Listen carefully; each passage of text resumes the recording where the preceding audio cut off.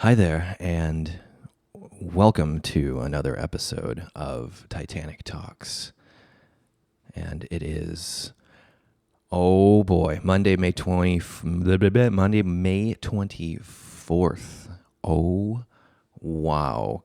June is right around the corner, and that means Father's Day and cookouts, perhaps some barbecue. I've been going a little crazy here with the barbecue. I'm a big fan.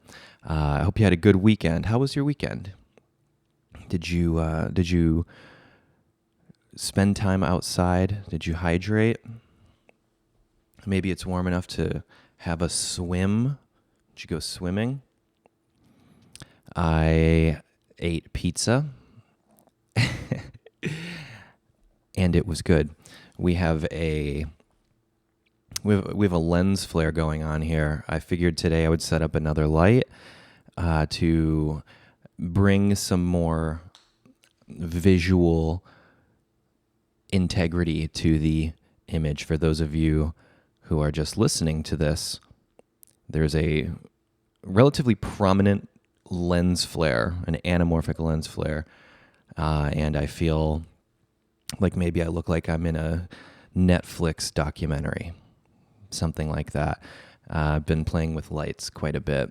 I've got a new music video that I'm kind of just starting to get into production on, and we are trying some things out. You know, it's just a constant learning experience here, and hopefully we can all learn something together. I've been doing quite a bit of recording and making a lot of new music, a lot of kind of synthesizer-based music, and I think maybe it's because of last week's video that I released. If you haven't seen that one, check it out. I kind of just started an idea from scratch, and just kind of like, I guess, showing the process of coming up with an idea. Now, I saw a couple of comments about, writing the actual song. That's a completely different thing. There's kind of two ways that I tend to go about writing and recording a song. 90% of the time, I sit down at a piano or play an acoustic guitar and write the whole thing. And before I even record anything, I'll just be kind of getting like voice memos of the ideas for the song, and that tends to be a good starting point. But the other 10% of the time, I find sometimes just having like a basis, a track to kind of write to is a fun way to do it. Two different schools of thought, and no one way is better or worse than the other, but it's definitely part of the process. And so I think I'll do in one of the upcoming videos, I'll do how I kind of like write and come up with melodies, come up with chord progressions, and kind of show that end of it, which that's kind of interesting because of all of the songwriting sessions and all of the songs that I've been a part of over the years. Sometimes if it's like a session with like a new writer, if maybe you're working together for the first time, the first time you're collaborating together. So it's just a lot of the time it just kind of is. You'll have a loop of chords that just kind of you loop over and over and over again, and get melodies down, and then lyrical ideas, and but I think that tends to, you'll get a song from that, but it tends to work a lot better when it's just the spark of inspiration is there and you've got an instrument. So kind of at like the bare minimum, there's a piece of music and lyric there. So yeah, that should be fun. I'm really having a good time doing these new videos, and I hope that you enjoy them as well. I had a question from one of our channel members. This one comes from Codes320, one of our members, and they asked an interesting question actually that hit a bit close to home. They asked, "How do I feel about 100 Gecs?" And it's kind of interesting because I had lunch with Dylan Brady like the day he moved to LA. Man, that must have been, I don't know, maybe 4 years ago. And a friend of mine introduced me from the label that I was making music for at the time. And Dylan was very, very cool, insanely cool. And yeah, I think they said it was like their second day in Los Angeles, and there we were on Santa Monica Boulevard eating, and there was talks of collaboration, but nothing really kind of came into fruition. But I admire the 100 Gecs catalog, I guess you would say. It's kind of one of those unforeseen, like the whole kind of hyperpop thing, almost like unforeseen results of music production and I guess kind of like the new technology that has sprung up. And there's just kind of like a new flavor that I don't really think anyone really saw coming. And yeah, it's fun. It's it's a lot of that stuff. It reminds me of years ago when I would just like get bored with whatever I was working on, and I would like speed everything up and pitch it up and add just like kind of silly sounds, and then suddenly a couple years later, all of these like insane producers are making this like next level sounds. And to me, that kind of genre was always very playful, and it kind of reminds me almost like there's parallels to like hyper edits in video that have become very popular over the past, I guess the past maybe decade, as attention spans have certainly changed.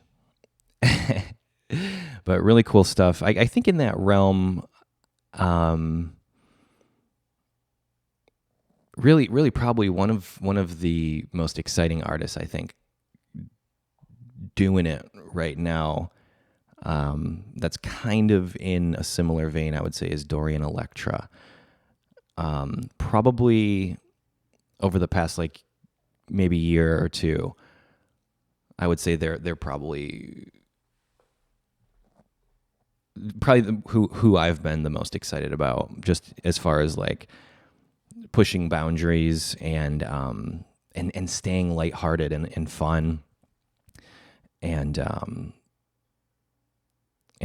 yeah, it's kind of weird, the having friends who work on that stuff, and they send you a song like, hey, check out this thing I just did, and every time I hear something involving Dorian Electra, it's just like something I've never heard before. So if you haven't checked them out, I would highly recommend just going through all of the music videos. I think every single one I've watched has totally blown me away. Just a lot of fun. And I always find myself at the end of the videos saying, I wish I could have done that. which is really cool. And I know that they've got some really awesome stuff coming out soon. I was lucky enough to kind of get a bit of a sneak peek on some of the new stuff, and highly enjoyable. That realm. It's just kind of one of those. It almost reminds me of. I always kind of have this conversation with friends who are in the music world. What was the last music that you heard, or the last thing that you heard where you were like, this is the future, and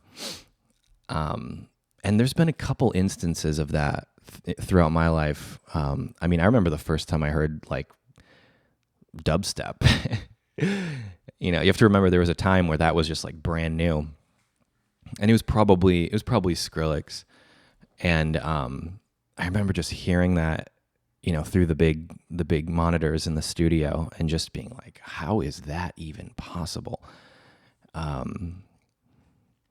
And I guess before that, probably like, Daft Punk. I remember being a kid, and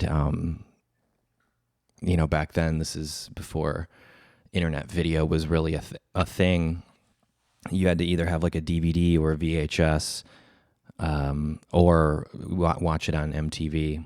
And if you can believe it, at one point, MTV Music Television used to play music. And that was a big kind of discovery platform for me, which was, now I think for young people, there's a lot more variety, and you can get really kind of hyper specific, and also kind of with like these like algorithms now that are getting a lot better about introducing you to new music.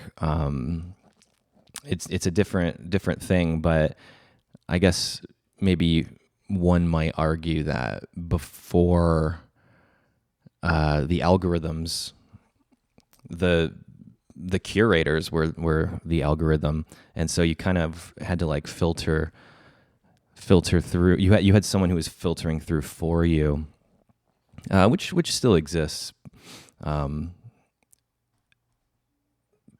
But yeah, there would be like usually late night on MTV or MTV2, you would get kind of the not deep cuts, because they were still being pushed by major labels and all that jazz, but kind of the more alternative stuff, and like late 90s, that's really what got me kind of into alternative music, and also the music videos, because Daft Punk had all those, all of their visuals were just so amazing, and even the last thing that they put out, announcing their retirement, they kind of did it with like a short film associated with it, and just masterfully done.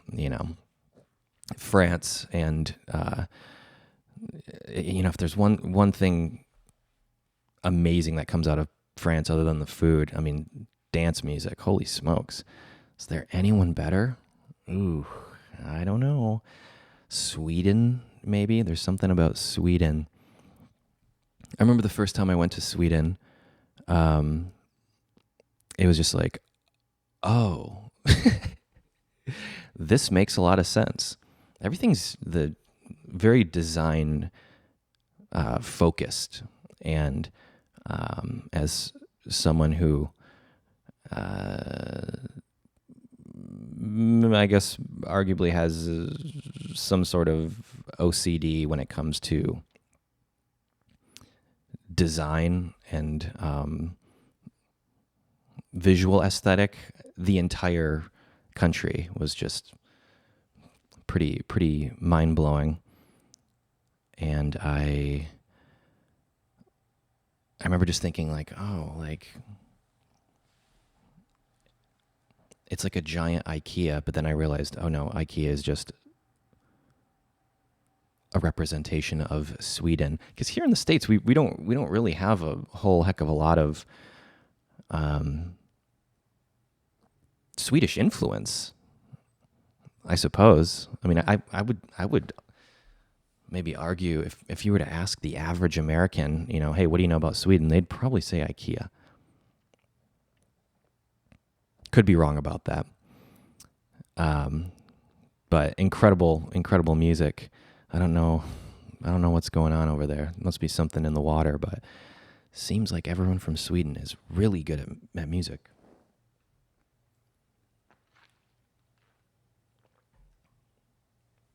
And big fans. Isn't that interesting how just certain parts of the world are just very musically influenced, I guess. Brazil feels like that.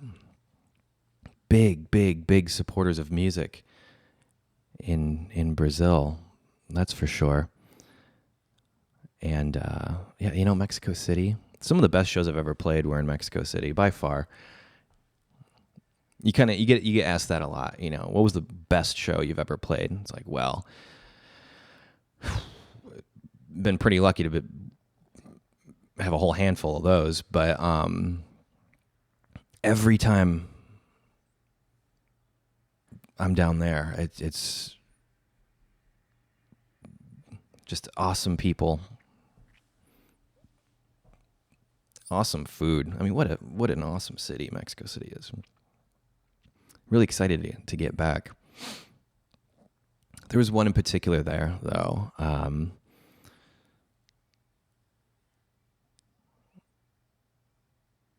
Was it Plaza de Codeza, I think it was called? Yeah, it was for a we did a pretty big show, actually. I think it was for a Pride event, because I want to say it was in June when we were down there. And just everyone went nuts.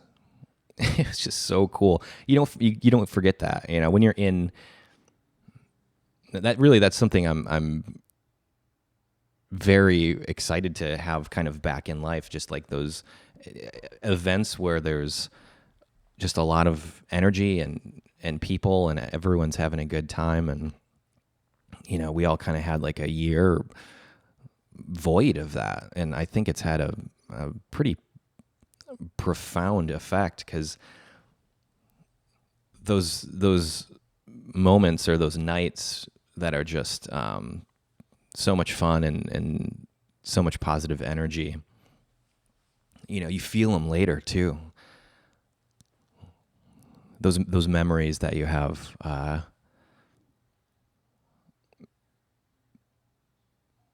they're always there. And that one in particular tends to be the first one that comes to mind. But also, I remember one time, in high school playing in bands, some of the best shows or musical performances to this day that I can recall were when I was just a teenager. Just playing in bands, and every once in a while a band would come through. There was one time in particular, this would have been in Bay City, Michigan, and probably, 2003, I would guess. And a very good friend of mine would throw these hall shows, basically. There was no proper stage or anything like that. And they just got bigger and bigger and bigger. I remember one time there was a grindcore band called Bodies in the Gears of the Apparatus. And if you check them out, buckle up, brace yourself for impact. And the place was just packed. And it was kind of a rare thing, because where I kind of grew up playing shows and stuff, there was never really a lot of press or journalists or photographers. And I remember at that show in particular, I bet there's footage of it somewhere. There was just a lot of excitement. And this band came through and just absolutely tore the place apart. And there's a couple instances of that. a lot of that kind of, because that was kind of the scene that I came out of. It was kind of this like, I guess you would say like post emo core. You know, you have to remember back then it was like everyone was just trying to get on the Warped Tour before we knew that what that was and what it meant. And you know, a couple of the bands that came from the music scene that I was a part of as a youngster, you know, they went off to do some really cool stuff. And we would always play in this tiny little hall called Jamestown Hall. Probably like really probably every weekend we would at least play one show there. And it was just this tiny little shack, like out in the, like, it's like in the middle of like fields of corn. I mean, it's kind of as ridiculous as it sounds. I mean, that was just, for some reason, that's where we would all just do these shows, and there was an energy about this little hall that I just have so many memories there.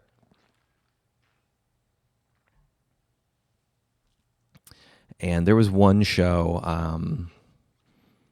there was a band from Flint, which was pretty much like the next town over from where I grew up. And at the time, they were called the Chiodos Brothers. And they ended up like signing a record deal and took off Brothers. So they just became Chiodos. And I probably either played shows with them or saw them 100 times. And they were just on the up and up at that time. They were kind of like, everyone kind of, all the other bands were like, oh, they're gonna be big. And they've gone on to do very well for themselves.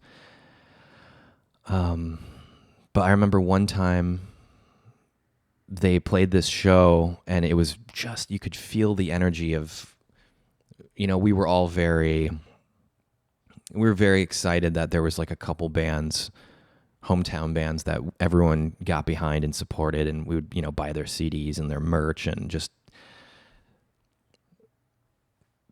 support, you know, just the idea that like, oh, hey, like over here in Michigan, we've got some cool stuff going on. And yeah, one of these shows at Jamestown Hall, the Chiodos Brothers came through, and I thought the floor was going to give out and the roof was going to cave in. People were going nuts. And I can't remember if we played that show. At that time, I was just kind of floating around bands. Because I hadn't really, at that point, been comfortable with my songwriting enough to be, I guess, the one steering the ship. And and so many of my friends were, you know, just starting to write songs, and so I would just go play guitar in their bands and just kind of focus more on like music stuff. And it wasn't until, I mean, I would write songs, but I wouldn't really perform them, and I didn't know how to record at the time, but that wasn't until I got out of high school that I really started to focus on getting better at recording, that kind of thing. But I think about that a lot because, you know, if I was in high school now, you know, I don't know what the landscape looks like for up and coming bands. I mean, are there bands anymore? I keep hearing from a lot of people, you know, nowadays the kid who would have started a band now has GarageBand or Logic or Pro Tools, Ableton, and instead of getting a bunch of people in a room and a bunch of equipment and rehearsing to play a show, that energy arguably is going towards learning recording now. And I guess you kind of see that reflected in the past couple years with younger artists who are breaking. But I mean, there's no right or wrong way. So I get excited to see like the evolution. But it does make me wonder if it's detrimental to the lifespan of a project or of an artist to have not gone through the playing a show for 2 people for a year. As my father would say, it puts hair on your chest.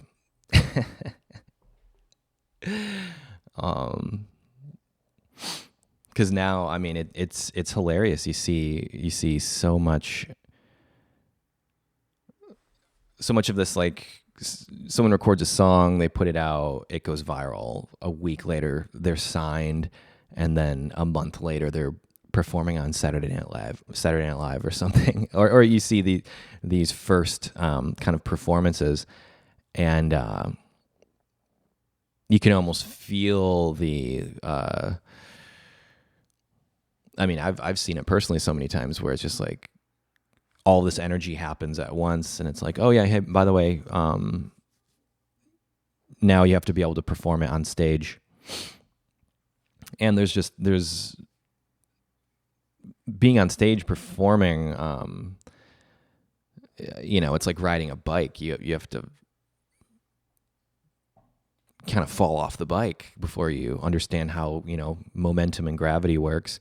And so kind of feel bad sometimes, especially now that everything's recorded in, 4K and, these things on the internet live forever. And, some of these young kids who just got thrust into it because they like recorded or wrote a song that connected with a lot of people. It's assumed that you will perform. And not everyone's built for that. Some people are just studio musicians, but especially within kind of the formulaic record deal system, that is pretty much necessary, especially because one of the only real ways to survive financially as a musician these days is to tour, to go on the road. That's a significant part of where your finances are going to come from. And it's kind of wild. It's nice though when you see someone who just has it, and it's crystal clear. But that's once in a blue moon, right? Someone who just like is a breakout artist, and it's like, oh yeah. I felt that way watching Olivia Rodrigo, I believe her name is, on Saturday Night Live, because that's actually live, and I think a lot of people, people are certainly very harsh, because that's kind of the telltale sign if the juice is worth the squeeze, if you catch my drift. And it's weird, I've had the opportunity to kind of do these late night things a couple times, and you get like a rehearsal or two, and next thing you know, luckily the ones that I was a part of were pre-recorded, so you actually get a couple of takes, and then you can pick the best take. But Saturday Night Live, that's live, And from what I have heard, I've never done SNL, so I don't know. But through the grapevine, lots of friends who have done it, notoriously difficult circumstances to really perform at your best.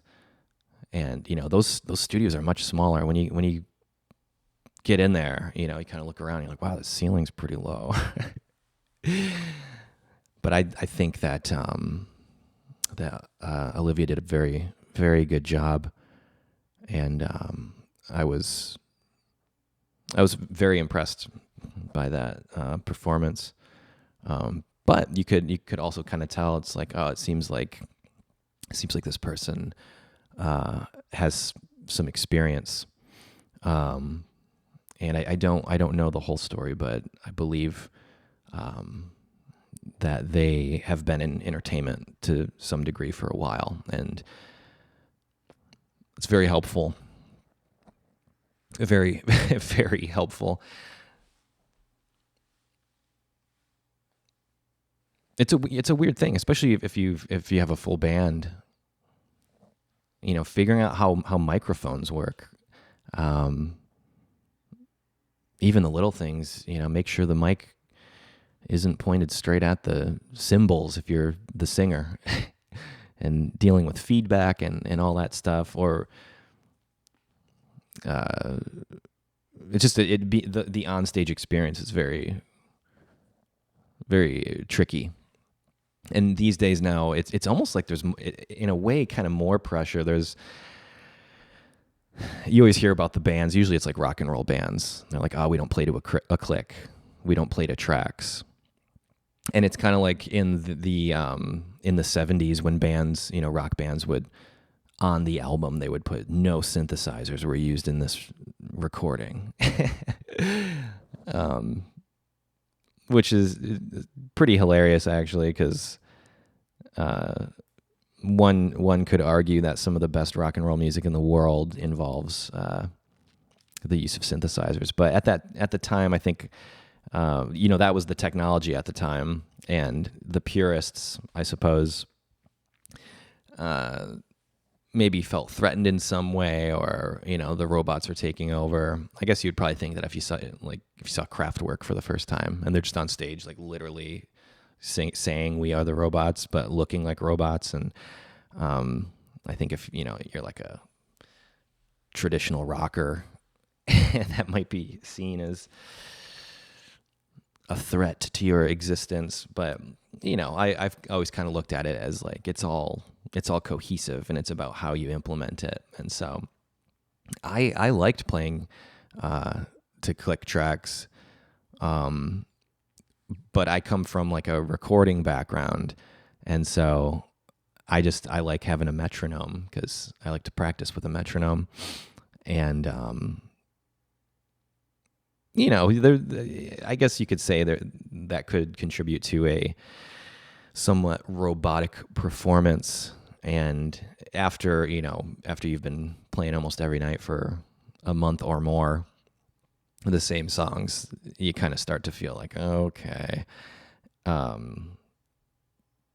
But I've also done the thing where you're just using floor wedges and no in-ears, and you're just kind of going for it. Both are super fun. But the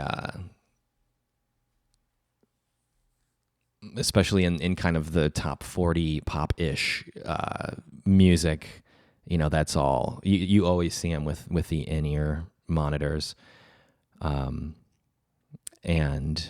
it's a different thing, especially for me, playing guitar or bass or keys. The world kind of, when you pop those things in, and they're custom to your ears, and it just completely cancels out all sound, and to the point where you literally, like, your sound engineer will put a microphone facing the audience, so when the song's over, you can actually hear if they're clapping or cheering or not. And then you get your each person in the band gets their kind of respective mix. So the guitar player is going to want more guitar in their ears, and for me, I would always I would just have drums, vocal, and bass. So I couldn't even, for the most part, if there was a huge mistake on the guitar, I mean, it was mixed down so low in my ears that most of the time I wouldn't know if something was going horribly wrong. You would just kind of like keep an eye out with your bandmates, judge the energy that way.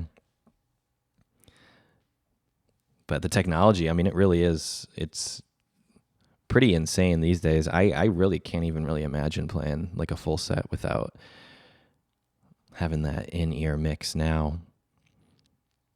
And on top of that, you know, especially when I was playing bass on stage, you know, we wouldn't even mic the bass cab most of the time. We would just go straight out of my pedal and straight out of the head and just send that to the front of house. And then I would turn on the bass amp just so I could feel it. But the maybe the people in the front row could maybe hear what's coming out of the amp, which, by the way, was like, I always play out of an SVT Ampeg or an SVT Classic, and it sounds awesome, but it was really up there. So when I'm playing, I can feel the sound, and it's nice. We called them the refrigerator, those big, tall amplifiers. It's really nice, especially when you're playing like a festival and the amp's behind you and you can feel like the air coming through the speakers. Like you can kind of like lean back and feel the air coming out. It's a cool feeling. And you see footage of like the Beatles,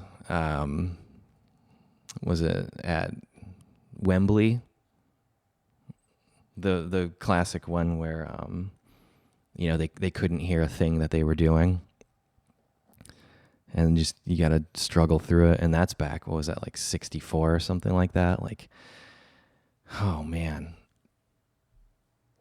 But as they say, you know what they had before Pro Tools? Pros.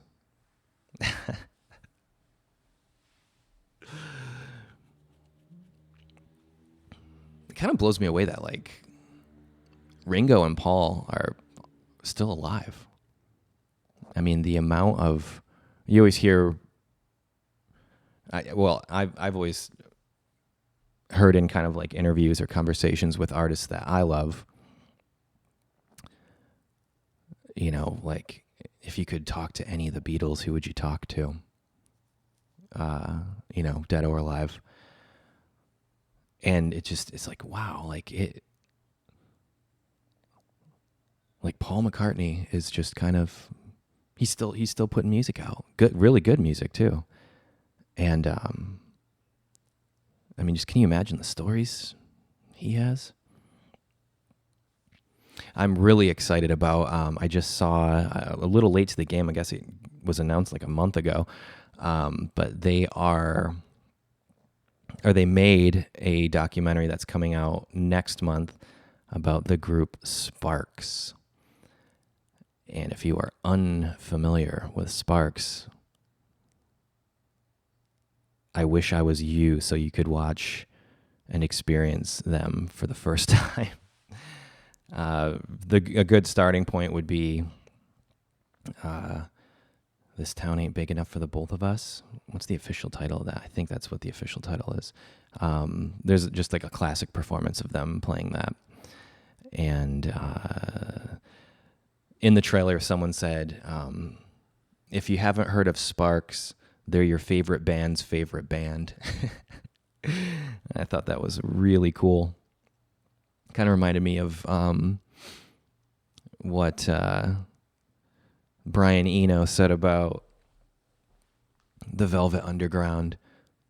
You know, they didn't sell that many records, but everyone who bought a record started a band. That's probably the biggest compliment you can get, especially from someone like Brian Eno. Are you kidding me? I recently saw a documentary about Brian Eno. I think actually when I first started doing these videos, it was around that time that I watched it.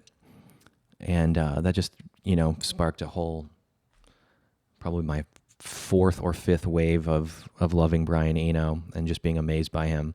I can't remember if it was specifically about Roxy Music or Eno himself, but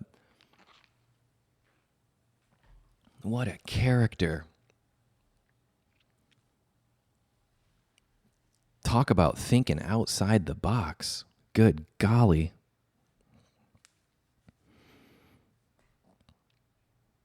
And for as much as I talk about, young people right now just getting into making music or performing music, playing, learning music. Also, I mean, it's just like, I don't think there's ever been a better time for music discovery and just like the idea that you can just, if you're watching this right now, you've never heard Sparks, you can just click the button and then boom, it's right there. Stuff like that was kind of like the stuff of legends when you had to go find the album. I'm old enough to remember albums. I guess they've made kind of somewhat of a comeback, but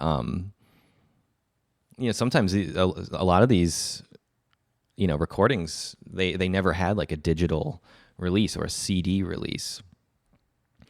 And, you had to find it. But I'm looking forward to that too. Whenever I would be traveling around, I would always go to the local record shop. And my philosophy on that is you kind of have to go with a purpose. I've been looking for an original pressing of the Charlie and the Chocolate Factory. Well, I no, Willy Wonka and the Chocolate Factory. Wasn't it Charlie was the book, and then Willy Wonka was the movie, and then Charlie was the Tim Burton remake? I think I'm getting that right. I tend to go for soundtracks.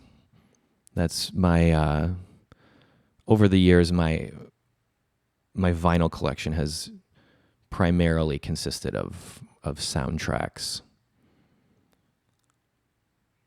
And I've never been big on sampling, but I've always appreciated the philosophy and the excitement about finding that gem.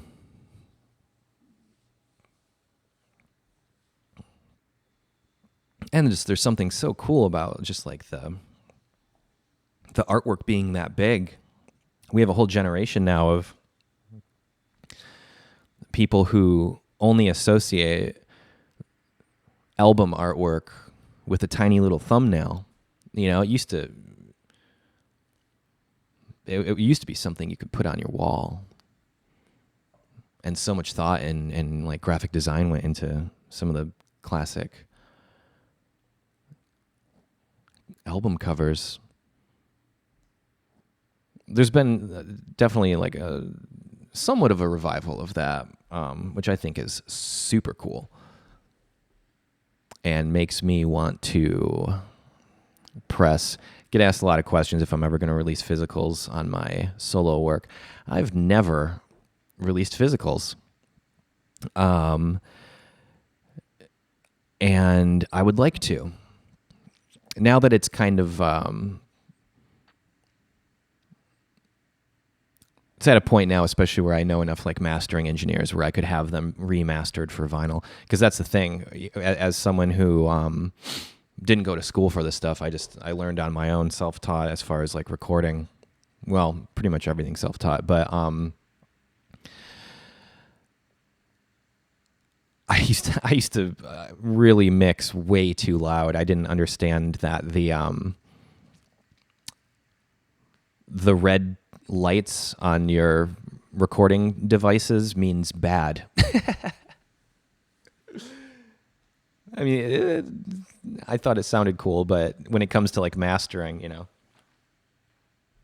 That's a big part of like the first two albums I made. It's like I don't even know if this would work on vinyl, because you have to remember it's a on vinyl you have a needle that's going into a groove, and when you're just peaking, everything's just like as loud as it goes, the needle can physically fall off. So it's like you have to have that mastered accordingly. And especially when I was first starting off, I didn't know people who could do that kind of thing. But something I'm definitely looking into. That could be fun. When they do, I remember being blown away when they do late night shows. They'll blow up your album artwork. And the first time I saw any of the recordings that I produced or wrote,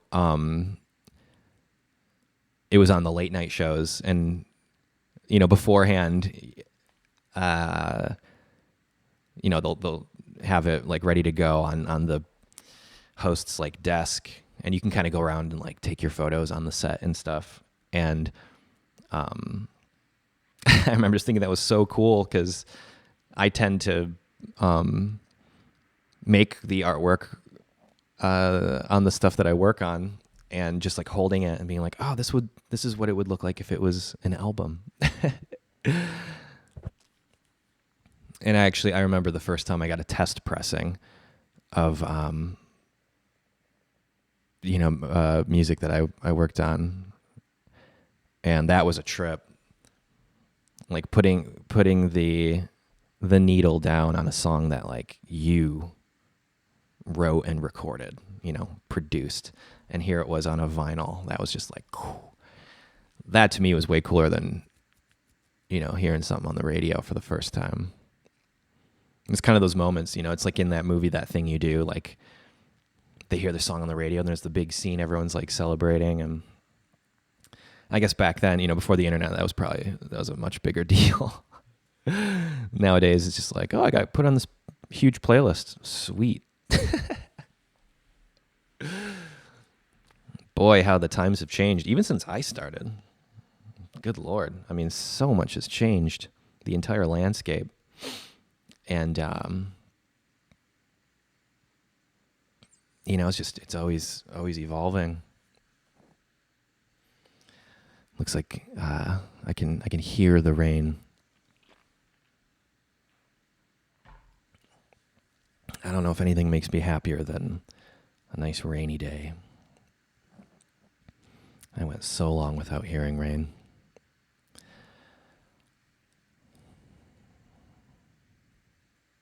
I feel like we need seasons. I always called Southern California like a sedative. There's a sedative quality about not having weather. And the big one for me, as someone who grew up in a place where half of the year, everything was frozen. There's a people who grew up with or live in places that have winter, cold climates. I mean, there's such a relief associated with like a snow day, which I keep hearing on all these podcasts and things that I listen to. I've heard several people talk about it, but they're basically saying that there's not going to be snow days anymore for kids because of Zoom. They figured it out, so it'll just be a Zoom day. That's a bummer. That was like snow days would be like, it was like Christmas morning. Like you would wake up and like school's about to, or you're supposed to be going to school, but maybe there's like a big snowstorm that happened, and then you would turn on the news and there would be the scrolling thing on the bottom, and they'd be announcing what schools closed, and they would finally announce, and your school would be, closed for the day, and it was just like the biggest celebration in the world. Yes. And the parents were probably like, no. I think we need those tiny victories. Getting the snow day. Finding the vinyl you've been looking for years.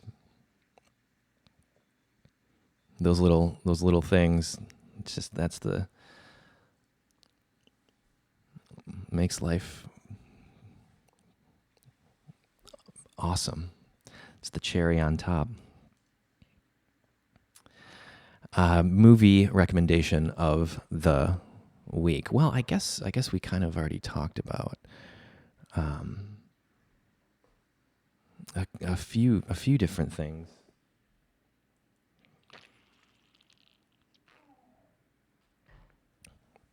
I was watching what was the name of that show? It was on HBO Max, and it was I finished the series about the Heaven's Gate cult, which was a massive reference for when I was making silly videos pretending to be in a cult. That whole situation was fascinating to me when I was a kid, because it was kind of like one of those things. Did you ever do Bloody Mary when you were a kid? I don't know if that's just like a United States thing, but I think maybe around the world people have a variation of it. But you're little and you're supposed to go in the bathroom alone and turn the lights off, and if you say Bloody Mary 3 times, like a demon is supposed to appear, and it's just like spooky, right? Well, a variant of that I can clearly remember in the 90s when the internet was just kind of becoming a thing. This would have been like America Online days or Netscape Navigator. And the rumor was if you went to heavensgate.com, you would be in a cult. And that had a very profound impact on me as a youngster. Kind of like these urban legends that I found were very hypnotizing. But there was a lot of confusion around it. These kind of these events where people, pull the plug on themselves, if you will. And the HBO documentary about Heaven's Gate, I cannot recommend that enough. Because really, I think the characteristic of a really good documentary is when they're able to explore all sides of the situation and humanize it. Because I think it's really easy just to be exploitive, and look at a situation like that and just be like, oh, those people are all nuts.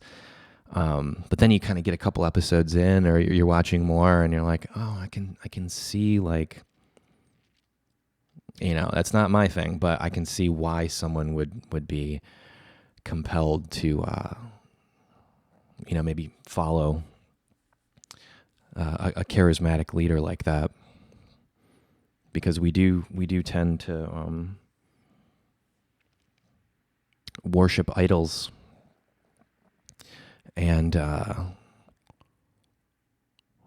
it's weird that I used to use that as like a marketing strategy. Still wrapping my head around that. But, highly recommend that. Music this week. Two of my very close friends, just released a music video, and it's for a song called Dance for Love by my friend Zella Day, and that was directed by one of my very, very, very best friends, John Eno Salucci. So check out that music video, that song. I am just very, very excited that kind of these disco elements are kind of making a comeback. It makes me feel good. It's just been a long time since there's been just like some good old-fashioned feel-good summer jams. And don't get me wrong, I love my Elliott Smith albums, and ambient stuff, but that it seems like the right time for a song like that, so I highly recommend it. It's one of those things, when you catch yourself just like smiling listening to a song, especially with like new music. I find that to be kind of a rarity. Maybe that's just me. I don't know. And I'm just about done with reading Blink by Malcolm Gladwell. He's a really fascinating character. There's something about every book from Gladwell that I've read. You can't put it down. But this is probably the second or third time I've read Blink, and I keep going back and rereading passages because I'm a big fan of when I'm reading a book that that uses storytelling, and especially like true stories, to reiterate the thesis. I find it with Malcolm Gladwell. He's like top tier when it comes to that.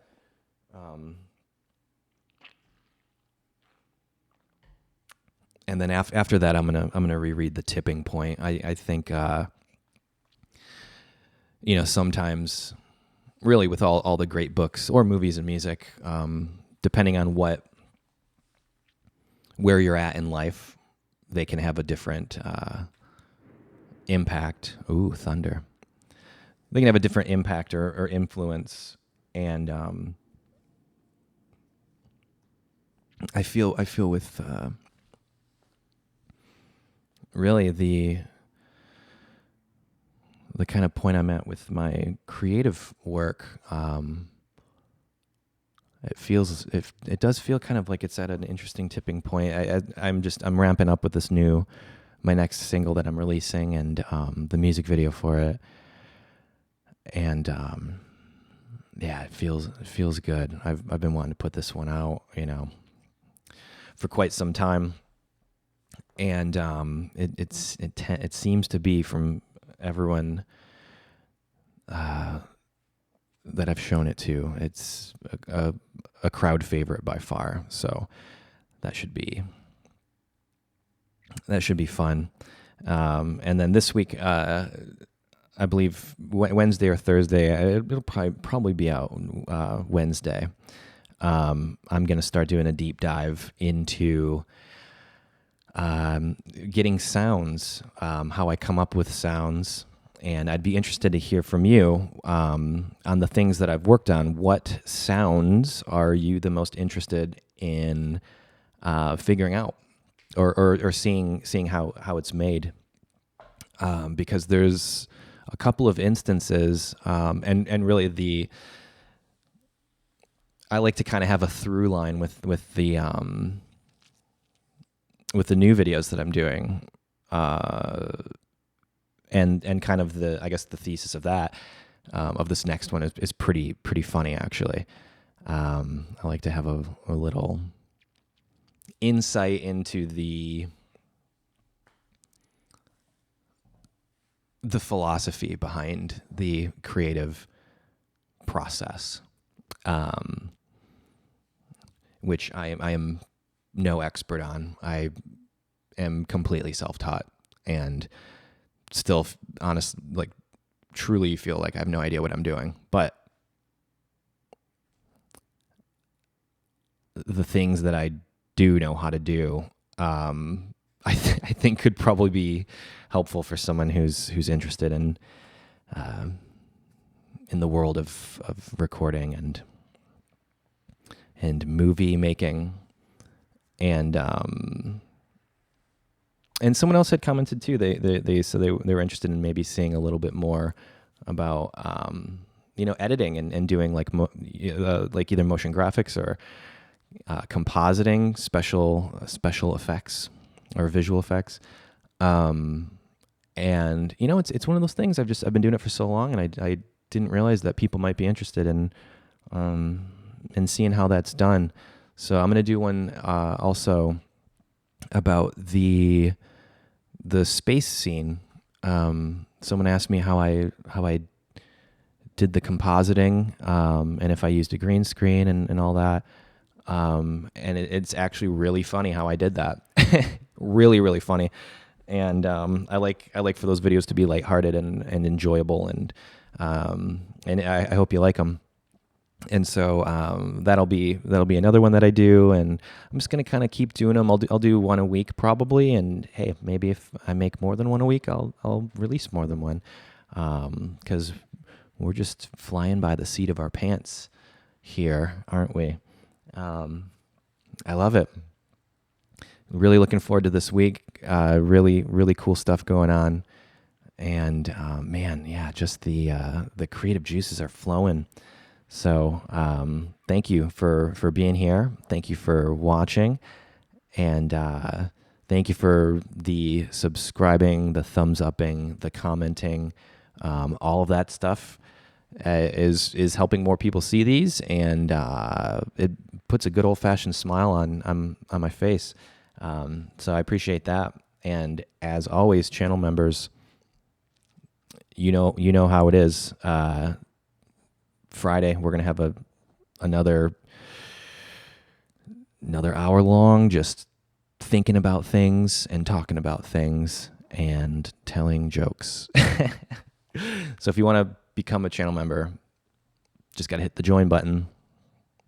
That's it. And I guess, yeah, we'll see you, I suppose, Wednesday with a new look at how to come up with some cool sounds, huh? Sound like a plan? Sound like a plan, Stan? Rock and roll. Thank you very much. Keep the positive vibes as high as possible. And yeah, we'll see you next time. See you later, alligator.